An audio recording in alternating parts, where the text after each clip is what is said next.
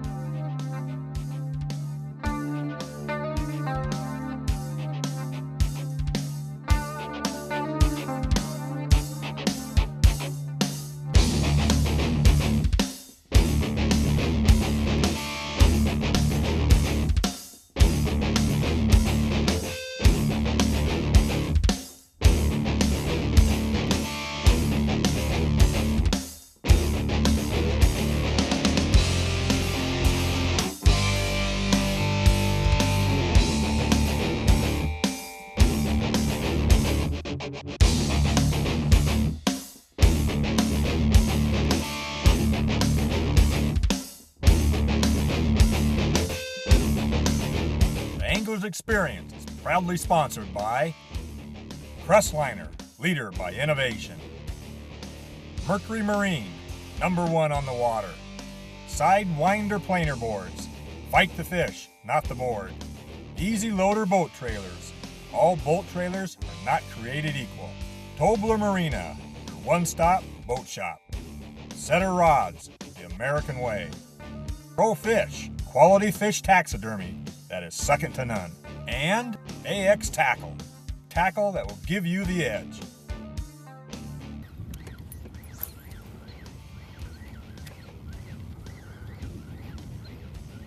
There's one right there, Chad. Not a big fish. I'll get him up here. Not a bad one, guys. There we go.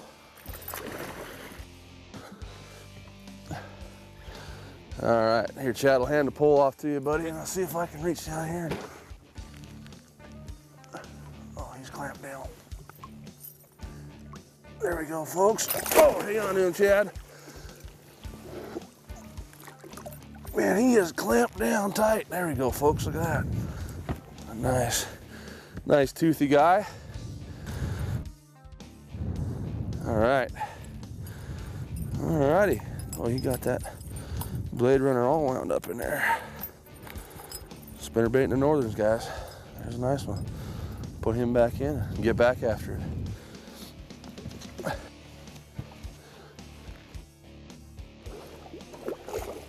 All right, awesome fish right there. We'll get another one, Chad. Isn't it? Yeah. No, it's pike, it's pike. Is it? Yep, it is pike. Piker.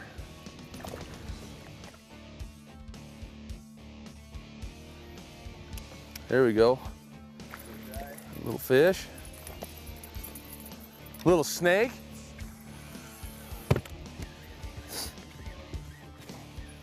Don't let him beat you up too bad, Chad. Yeah. There you go.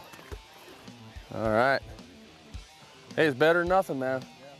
Better than nothing. We'll keep plugging away. We'll get them. Hard work's rewarded. Look, summertime fishing is all about location, and I cannot stress it enough. And every summertime show you see me do, you're always going to hear me talking about this because it's the one mistake that anglers make all summer long. Right now, August, end of July through August is some of the toughest fishing. I'd rather fish in the middle of December, January than fish right now. And what it has to do with is the fish are out, there's a lot of feed, they're in deeper water, it takes a lot more effort to find them. And the keys to locating those fish is you gotta fish your outer edges. Always have to fish your outer edges. What happens right now, we're fishing a big river system, and in the springtime, we're fishing sloughs. When this river floods, we're back sloughs, fishing 2-3 feet of water. That's where those fish are up in, getting ready for the spawn. And what happens is anglers see those fish and they maybe catch a few in the springtime in those places. They have good luck. And then as it starts to weed up, the water drops, they keep trying to go back to those shoreline areas or those slough areas, and those fish are not gonna be there. What we're looking for is weed beds, deep weed beds on the outside turn. So with a bank turning, that's the cut bank. That's going to be your deepest part of the river in that bend right there. And we're looking for a weed bed that's on that edge, somewhere anywhere from 17, 18 feet of water. That's where these fish are going to lay. It goes the same for smallmouth, largemouth, and these pike. They're all in the same areas on this river. You'll see us catch a few of these largemouth. They're in there, guys. They're mixed in with these pike. That's where your biggest fish are going to be at. You've got to break that thought process of always fishing shallow. And where that comes from, a lot of times you see a lot of fishing shows down south, and when you're fishing ponds and you're fishing small lakes that don't get stratified and they don't get a thermocline in them, the highest concentration of oxygen is up against the shoreline. In these lakes and rivers that we have out here, particularly in the Northwest, where we've got basins 150, 200 feet of water, our water will stratify and we will get thermoclines that set up. And that's where those fish want to be at, because that's the highest concentration of oxygen and it's the temperature that they desire. So make sure when summertime comes, you break that habit of pushing shallow, get out in the deepest weed beds you can find and fish them hard. And you'll see that's where the big fish are living at. Give it a try next time you're out. See him come up and eat it? Oh, that was awesome, man. You mean hold your rod for you, Chad? There you go. Gotcha. There's a gator off the weeds, guys. There we go. Nice fish. Nothing beats that explosion, man. Isn't that awesome? Oh, yeah. Right up next to the boat. Typical pike, you got 4 feet of line out and a big explosion on the end happens right when you're getting ready to pull it out of the water. That's what you love about them, big or small. That is just, the explosion is just awesome. All right, let's keep plugging away, Chad. He's down in the weeds. Oh man, did he come off? He's off. No, he's right here, he's right here. There he is. That fish is not as big as I thought he was, folks, but man, he just killed it up there. Boy, I thought that fish, folks, was, ooh, nice little shower. I thought that fish was much bigger than that.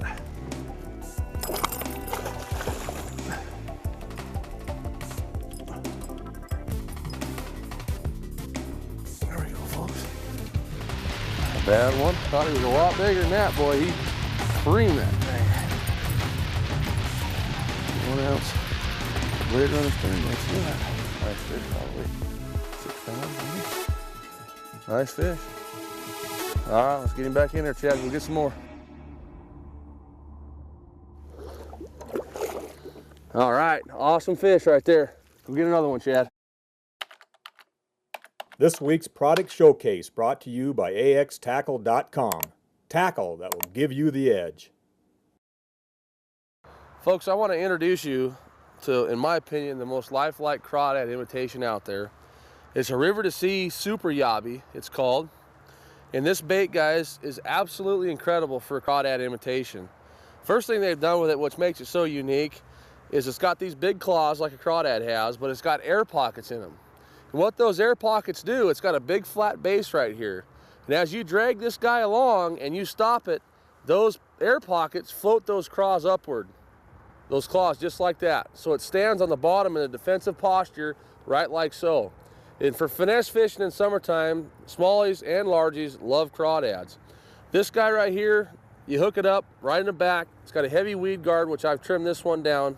And when you drag it, it flips down and it drags along the bottom. And as soon as you stop it, it rotates up. It's made of an extremely durable material. Look at that right there. You're gonna catch several fish on this thing. I haven't been able to wear it out yet, to be honest with you. It's got lifelike antennas and legs. It's got a rib section underneath to create vibration as you're dragging it. And the cool thing about it, guys, is it's got glow-in-the-dark eyes. And all you do is just toss this guy out, pull it along real slow, let it tip up, and just sit there. Those bass come down on it, looking at it. It's defensive posture. It's really, really flexible material. And as they're actually breathing on it, this stuff is moving, which makes it look even more lifelike. So if you're looking for an ultimate crawdad imitation, look at the River to Sea Super Yabby. A lot of different colors, guys. Incredible, incredible crawdad imitator right there.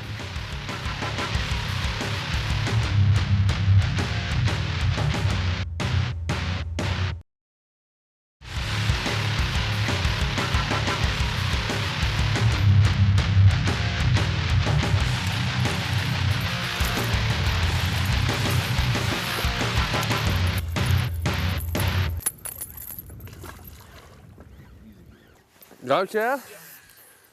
Good one? Yeah, not a bad one. Hey, we'll take him. Oh, nice jump. Nice jump. Gotta love the pike. So angry all the time. Oh yeah. Look at him pulling line, little dude, huh? What, I got your rod?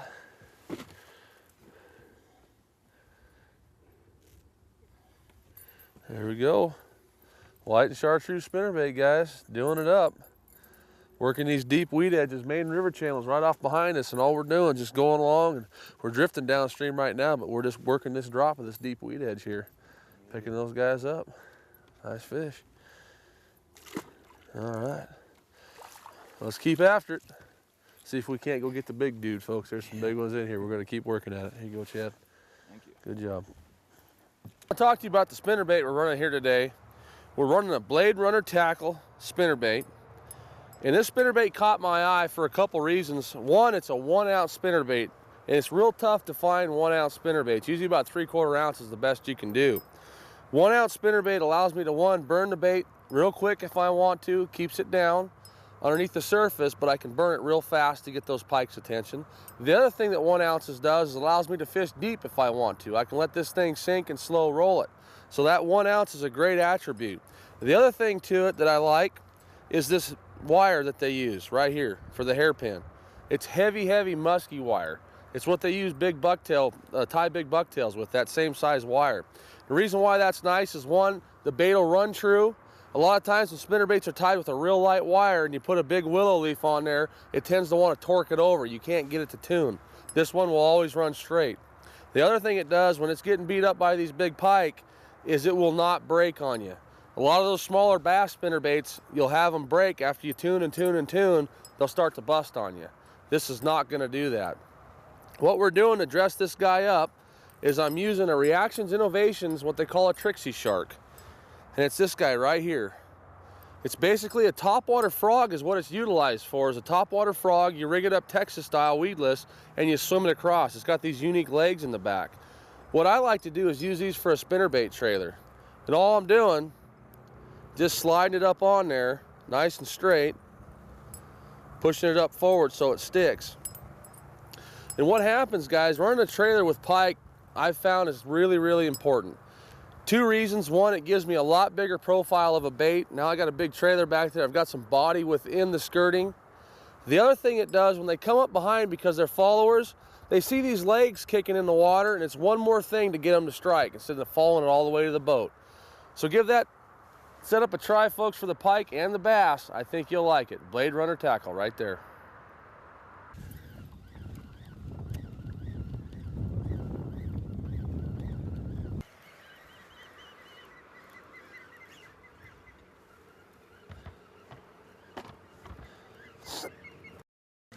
Oh, nice largie, guys. Oh yeah, nice largemouth. Oh, he just run his head into the motor.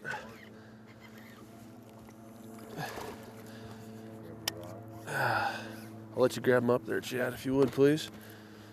I'm gonna have Chad pick that fish up, folks. I'll show you why. My thumb's looking a little tough, so I don't want to take that pressure. Not a bad one there, huh, Chad? Yeah, Nice little fish. Excellent. Spinnerbait and pike and largemouth, guys. Can't beat that. Let's keep back after it. We're still searching out for the big dog. Yeah, he hit her hard, didn't he? Coming right across these weed edges, folks. The back of the boat right now is sitting in 18 feet of water. There's almost an abrupt edge right here, and Chad and I are just going right down through there, paralleling it, using these spinnerbaits right here. I've got a chartreuse and white, chartreuse and blue. Chad's running a chartreuse and white. I've been switching back and forth from painted blades to gold blades and silver blades. Sun popped out a little bit, so I went with the gold and the chrome, get a little more flash. If it clouds back up, I'll go back with those painted blades, but pretty simple technique, just focusing in on those deep weed edges. Let's get back after it.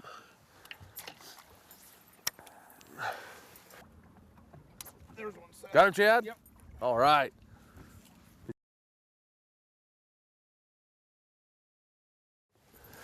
Big bass. Big old bass. Nice largie. Swing him over here, Chad. Got it. There you go, buddy. Look at that one. Toad. Nice job, buddy. You're supposed to be catching pike, buddy, not big largies.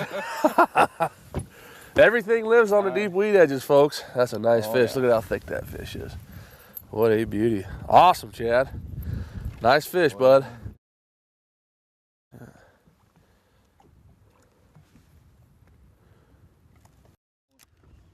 Oh, there's one right there, Chad. That's a little better fish. Oh, yeah. There's one. Oh, yeah, guy. Oh, yeah, he's pulling line, buddy. There he is.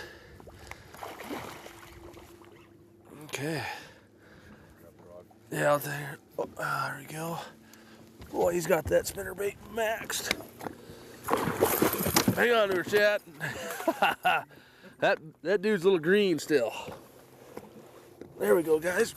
Right there. There's a nice thick fish, folks. Not a giant, but healthy. Tell you what, folks, I love these pike. The aggression is just insane. That fish hit a couple times there and kept coming right up next to the boat and smacked it again. Awesome. Plugging away, getting northerns with my good friend Chad. All right, Chad, let's see if we can't pull one of these toads, buddy. Set that one back over the side.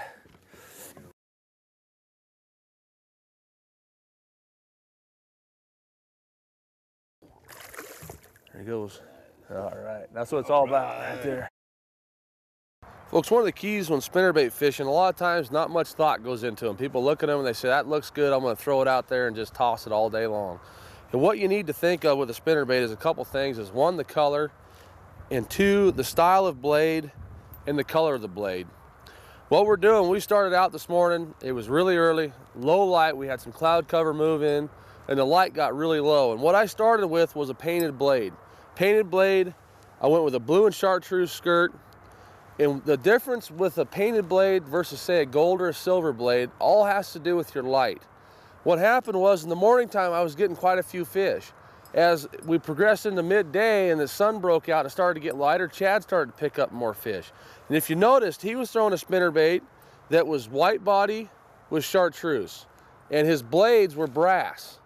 So what that told me is I wasn't keeping up with the change. What I needed to do was switch over. So as soon as my light conditions start to change, and just as yours will, you want to switch your blades and your skirt color.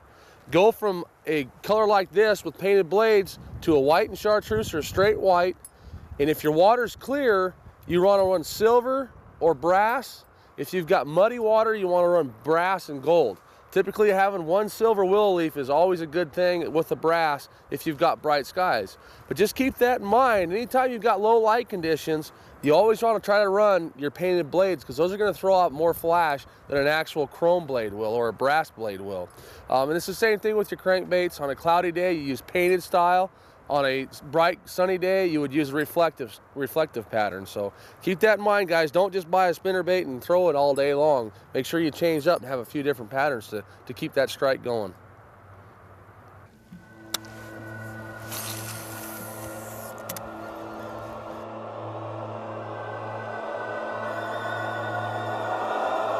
Get to that. Oh, man. Oh, he doesn't even know he's hooked yet, Chad. I don't know if he's gonna fit, Chad. I don't know if he's gonna fit, Chad. I don't know, dude. I don't know. We'll try.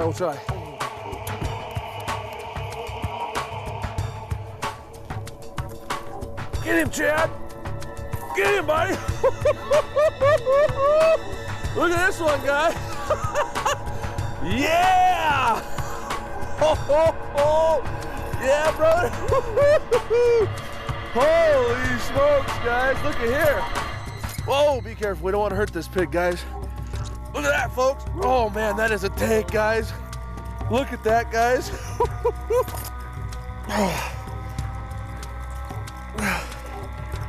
Freaking bouncing that dude. About 19 pounds, guys. About a 19 pounder, guys. Look at that. There you go, boys.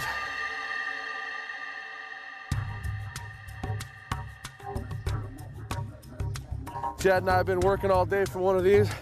We finally made it happen, working these deep weed edges.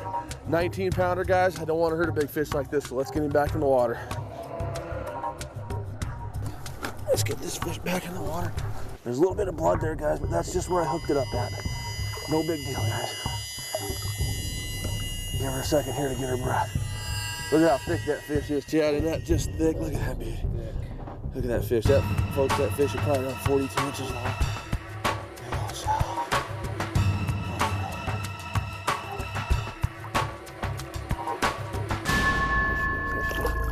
Oh, there she goes, guys. Look at that sub, Chad.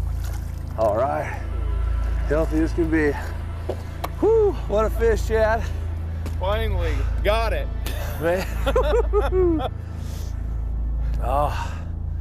All right, folks, that's what we came out here to do, catch one of these big northerns on these deep weed beds. We started this morning at 4:15. We've been pounding away all day long, catching a lot of smaller fish. Those big ones are here, and you just have to be persistent fishing this deep weeds like this. I tell you what, I want to thank Chad for coming out. He is one heck of a fisherman, you guys. This guy is a bass master, let me tell you what. And you're gonna see him on the show a lot more coming up. He's gonna teach me a few things, and he'll teach you folks at home a few things also. Chad, I tell you what, buddy, anytime you want, you're welcome to get out here. Folks, get out there, fish these deep weed beds like Chad and I had done. I'm so pumped from that fish, I can't even hardly talk. As always, folks, I wanna thank you for watching. I wanna thank Chad for coming, and I look forward to seeing you next week. I need to sit down and relax. All right.